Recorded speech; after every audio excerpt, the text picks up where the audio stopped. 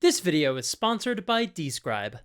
Toward the end of last year, one of my longest running D&D campaigns finally was able to schedule a session, but one of the players wasn't able to make it, and the other players said, well, if we don't have everyone, I don't know if I want to play without them. We could still hang out on a call though, and while I do love hanging out with my friends, I did feel like we had enough players to play the game, and this does happen sometimes in that group. The players will say, well, we don't have everybody, so maybe we don't do a normal game, but we just hang out, or we reschedule. But I can't be angry at my players for making that call, because I did this. I dug that grave myself. I basically conditioned my players to only want to play when everyone is around, and there have been a few times where having trouble scheduling and postponing games has almost killed my campaigns. So how can you learn from me and avoid making the same mistake at your own tables? Let's talk about that today. This video was voted on by my patrons and YouTube members. If you want to help choose future video topics, make sure to join my Patreon or YouTube membership at the Fabricate tier at $15 a month. And you get other cool perks at lower levels, like early videos, exclusive live streams, and special D&D content. So if any of that sounds good to you, check out my Patreon. I was inspired to make this video when I watched Ryan Doyle's video about how playing when players are missing has become his DM superpower. It's helped him run even better games. I'm not going to summarize his whole video here, because today we're going to talk about this topic from different aspects than he covers in his video, so you should go watch his video and subscribe to his channel. He's great, and he should have 10 times as many subscribers as he does right now.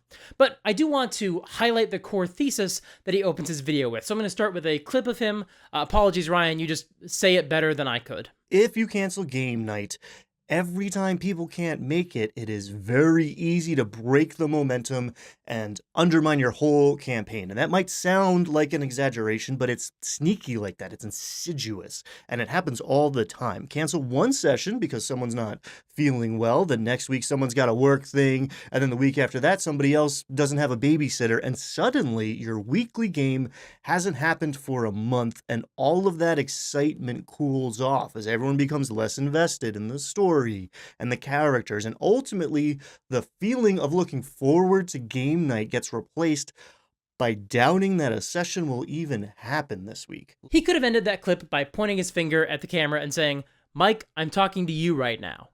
I mean, that probably would have alienated viewers who aren't named Mike, but it would have worked for me, because a lot of my campaigns have really suffered from this problem. Now, I should be extremely clear. I'm as guilty as anybody in my group of having conflicts that cause the game to be canceled. I'm honestly probably the worst offender of anybody that I'm currently playing D&D with across every group I'm a part of. 2022 and 2023 were pretty hectic years for me in terms of big life changes. 2022, we remodeled the kitchen, then we got COVID, then we bought a house, then we remodeled part of the house, and then we moved into the house. And in 2023, we were constantly working on new house projects that ballooned in scope, while I was also trying to take this channel full time. So yeah, we often wouldn't play just because I was the one who was busy. And when I'm the GM, it's pretty reasonable that we wouldn't have a standard game session if I'm the one running it and I can't be there. We might go a month until I was able to pull myself away from other obligations and find time for a game, or where I just wouldn't have these other projects sucking up my energy. So I want to be as clear as possible. For a lot of reasons, it is not my players' faults that we have had so many fewer games for the past few years. It's mine. However, a few times when I have reached out to schedule a game, if not everyone can make it, some other players, not all of them, but usually more than just one, will say, well, let's not play until we have everyone. And then that postpones the game another few weeks or a month or more. But again, even if I'm not the one causing the schedule issue, I'm still responsible for that response, because I set the precedent. This is not my players' fault. If you're familiar with my channel, then you likely know how much I enjoy Critical Role. The kind of game they play is very similar to the type of game I enjoy, and I tend to recruit players who like the same things as me. They like games that have a heavy focus on role-playing. I'm so lucky that I have players who are willing to just sit and listen when two characters have a dramatic scene, because they all enjoy that style of play, and they're all invested in the games. And early in the campaign, within the first 6 months or so, there was a session where somebody wasn't going to be able to make it. And I felt, well, this next session is going to be important. If I remember correctly, it was right after the death and resurrection of a player character, so there was a lot to unpack with that. I think it may have even been that player's character who had died and come back to life. I'm not sure that was the session in question. I feel like it was, but this was early in the campaign. It was a couple of years ago now. But I do remember that at the time, I felt it was an important role-playing conversation that everybody was going to really enjoy. And I was right about that. It was exactly the type of session these players were in the campaign for. But one of those players couldn't be there. And I figured, well, let's just push it until we have everyone. It's going to be worth it to have the whole group together for this. And then probably a couple of months later, the same thing happened. An important decision or a big dramatic scene was coming up, and we weren't going to have a player who was really going to want to be a part of that moment, and who I wanted to be a part of that moment. So I said, let's just push it.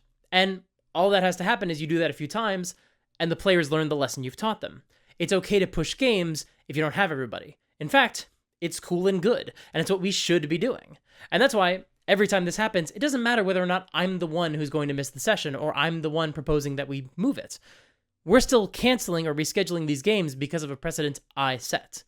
They learned it from watching me. This is especially seductive because we're playing online.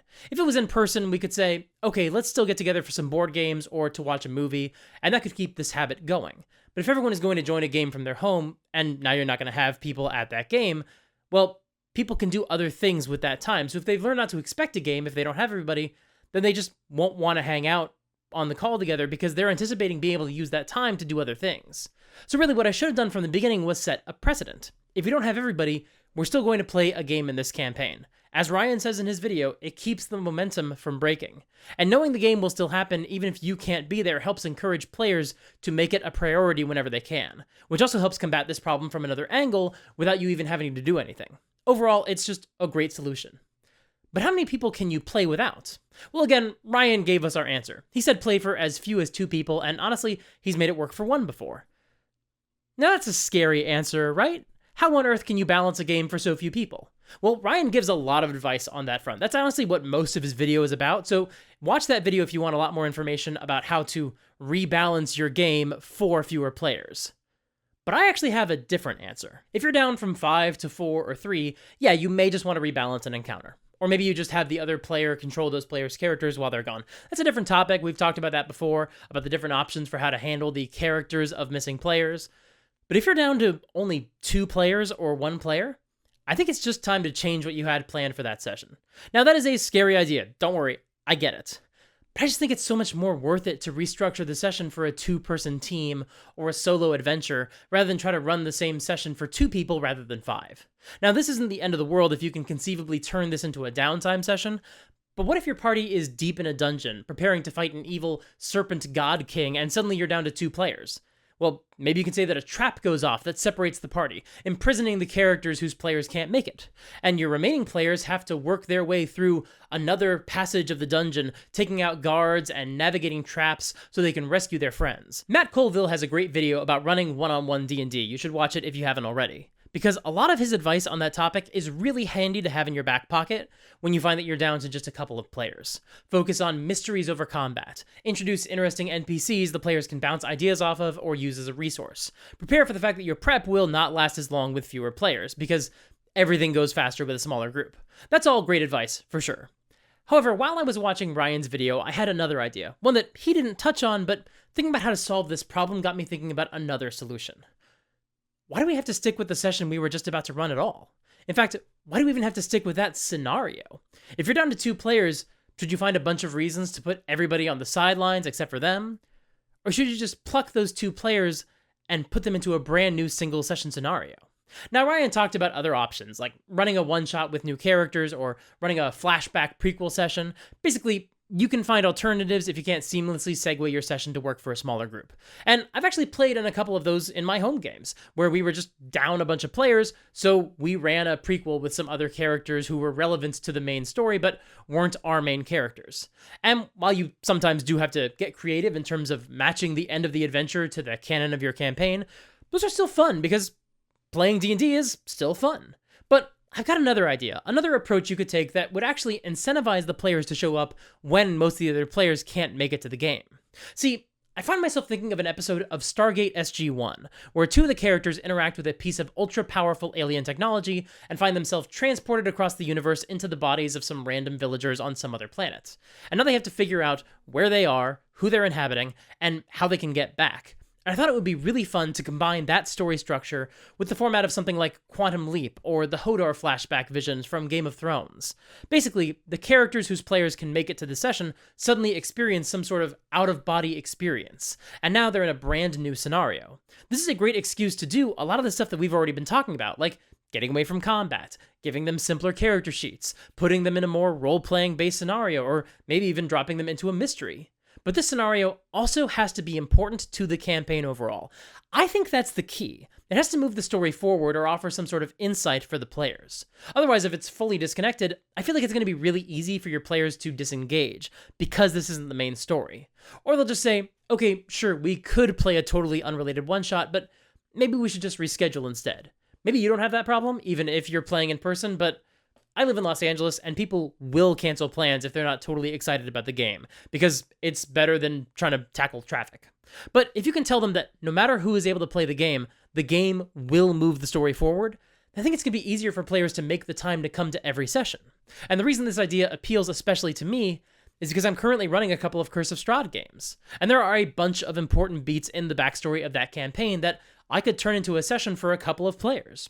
In fact, I'm pretty sure something like that happened on Dice Camera Action, the actual play show Chris Perkins used to run. It was not a break glass in case of a not enough players situation, they actually had the full party present, but the format still inspired me a lot. The party found themselves thrust back in time, experiencing one of the most important moments from the backstory of the campaign. And there are dozens of important moments like that one in the backstory of Curse of Strahd that I could whisk the party back to whenever I needed to.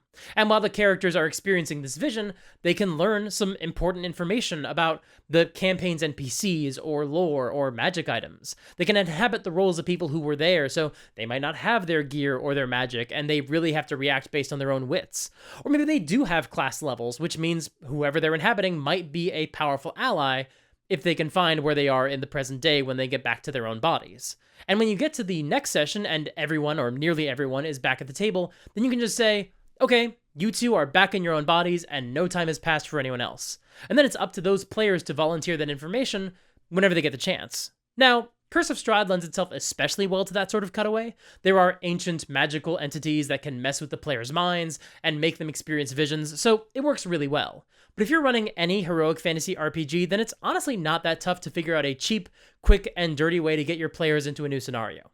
Campaign 2 of Critical Role had an episode that might not have been prompted by a missing player, but works perfectly as a solution to this problem, where the party interacts with a magic item and then gets whisked away into a magical mega dungeon that they have to escape from. Of course, you might not have a brand new adventure ready to go at the drop of a hat, because that's a lot to ask. You might need a map of a dungeon or some other encounter location. You might need NPCs who you weren't planning to introduce. You might need descriptions that will make low-level monsters seem scary because you have to focus on low-level monsters so you don't kill your party. And you probably don't have all of these descriptions ready in case you're down to 1 or 2 players.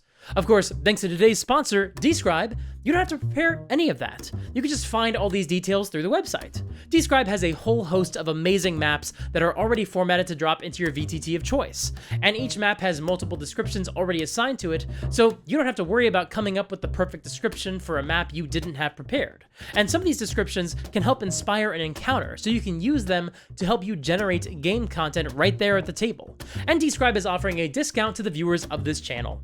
If you visit describe.com/supergeek and use the promo code SuperGeek, you could save 10% off of your first subscription payment. Once again, that is dscryb.com/supergeek and use the promo code SuperGeek. Thanks so much to Describe for sponsoring this video.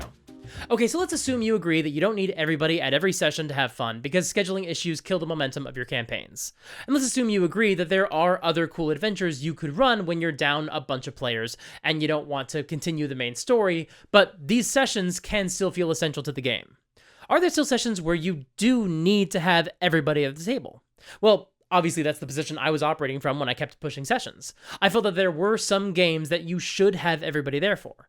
But I didn't give my players any indication of what sessions I would want everybody there for, so they don't have any metric for it.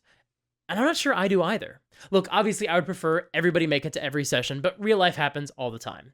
So if you had to choose, what sessions would you prioritize? Are there any sessions you should keep postponing until you have everybody? Well, I think it depends on the campaign. For example, I'm running 2 Curse of Strahd games, and for both of them, I'd really have a hard time imagining how the campaign could end satisfyingly without everybody at that last session. So once we get toward the end and we wrap up the second to last session, I think I'm going to make an extra effort to schedule that final fight so everyone can make it, even if that does mean that we have to skip a week or 2. I'd rather people have that on their calendar in advance, so they know, oh man, there's no D&D this week or next week, but on the 23rd, we're going to fight Strahd. But beyond the final fight, I'm starting to wonder if I'm just being too sacred with what happens when people are at sessions. I can think of other types of sessions I'd want everybody there for, but honestly, outside of the finale, everything else is negotiable. If somebody can't make it to a game, we press on. If we don't have half the group, then we do something that doesn't require their characters. Outside of the finale, it might just be that simple. Okay, but what about those big role-playing scenes that I love? After all, sometimes a big moment will happen in the game, and in the next session, people are going to want to talk about it to debrief and figure out what they should do next.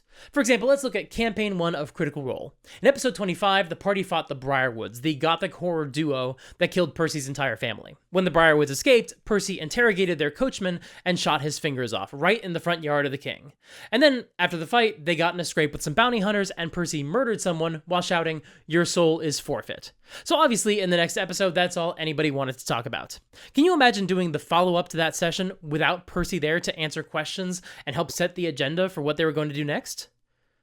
Well, yeah, actually, because he wasn't there. Taliesin was home, sick. So a major role-playing moment was going to happen in the next session, but he wasn't there for it. So the group just had to push on. Matt described how Percy locked himself in his workshop working on his weapons, and so the party couldn't talk to him about all the stuff that happened because he was basically in a very productive fugue state. The party was even called before the king to answer for what happened, including answering questions about the man Percy murdered. And when he learned Percy was not with the group, the king just said, "Okay, tell him what we talked about, please." Not exactly how a king would respond if somebody snubbed his official request, but you know what? Taliesin couldn't be there, so what are you gonna do? Gotta move on and keep playing. But also, we're not playing on a live stream for an audience to watch, which means we don't have to wait until everyone is all together in front of the cameras to have these role-playing moments. In my most recent Curse of Strahd campaign, the players roleplay in Discord in between sessions all the time. And not about minor stuff either. Their characters sit down and talk about the emotional impact the adventure is taking on them and what they plan to do next. Really intense conversations happen in character in that server, and it's amazing. I should have been doing this with all of my campaigns. We're even at the point where during the game, I'll bookmark a moment where they'll take a short or a long rest, and I'll say, if we don't end at a good break for role-playing scenes, we can have some happen here. We can just jump back to this moment. And that way my game keeps plugging along toward the major beats, but these role-playing sequences can still happen. In fact, if someone in that group did not feel as comfortable role-playing or speaking in character as the others, the text chat would be a great way to pull them out of their shell in a format they're more comfortable with, where they can think about their replies before they say them. And honestly, I think we should all be doing this. It's fantastic. My long-running group, the one that cancels more sessions, they've also got a Discord server, but we mainly use it for scheduling and memes. But they do have an Inner Thoughts channel to share what their characters are thinking while another dialogue scene is happening. And that's a way for them to show that they are paying attention and contributing without talking over other people. It's great. But I really wish I'd created a role-playing channel for that group back in 2020 when I first started this campaign. That way we could have had more of these conversations in Discord between sessions, and I wouldn't have felt the same need to push sessions and postpone them so we could get those moments at the table. In fact, after our last session, I prompted the players to roleplay in Discord. I told them, look, this is going to be your last night before the final fight, so take some time and roleplay anything you want your characters to do during that break. And some of them have tried to do that, but it's hard to get everybody to join in because it is so late in the campaign to start a new habit like that. They haven't had the time to develop that. So yeah, I wish I'd done that earlier because it really would have resolved this scheduling issue I've been battling for a few years now. Look, at the end of the day, if somebody has to miss a session of D&D, it is not their fault. At least, I hope so. I was a player in a game that just fell apart because of scheduling issues, and most of those were because of me, so I sure hope it's nobody's fault. But in all seriousness, we're all human beings. We all have travel and obligations and lives outside of D&D, and unexpected things pop up on the schedule and change our plans. Life happens all the time. And weirdly, if you can build in the habit of playing even when you're down a few players, you can also remove the stigma that it's somebody's fault that you don't get to play D&D more often, because they couldn't make it to the game. Overall, if you can keep playing games regardless of how many or how few players can be there, whenever possible, then that can really only be a good thing. At least, that's what I think. Do you agree? How do you feel about canceling games when players are gone? What is your threshold for how many players you need to have at the table before you feel like you should just cancel? Does it depend on what you expect to happen in the next session? Are there any sessions besides a final fight that you really feel everybody needs to be there for, to the point where you will reschedule the game to get everybody there? Let me know in the comments below. Thank you so much for watching. If you liked the video, make sure to like and subscribe, ring the bell so you can get notified about new videos as soon as they come out. The earlier you watch a video, the better it does with the algorithm, so ringing the bell and watching right away actually really helps me out. Support me on Patreon to vote on future videos and to get other cool stuff. Join my Discord server to meet and hang out with other cool community members. Maybe you can find your next D&D group or other RPG group in the Discord. Follow me on Twitch to catch my live streams and sign up for my newsletter to catch my latest updates. All those links are in the doobly-doo below. Click here for a video about making handouts for your game. If you haven't watched that yet, you should. It's great. Until next time, play fair and have fun.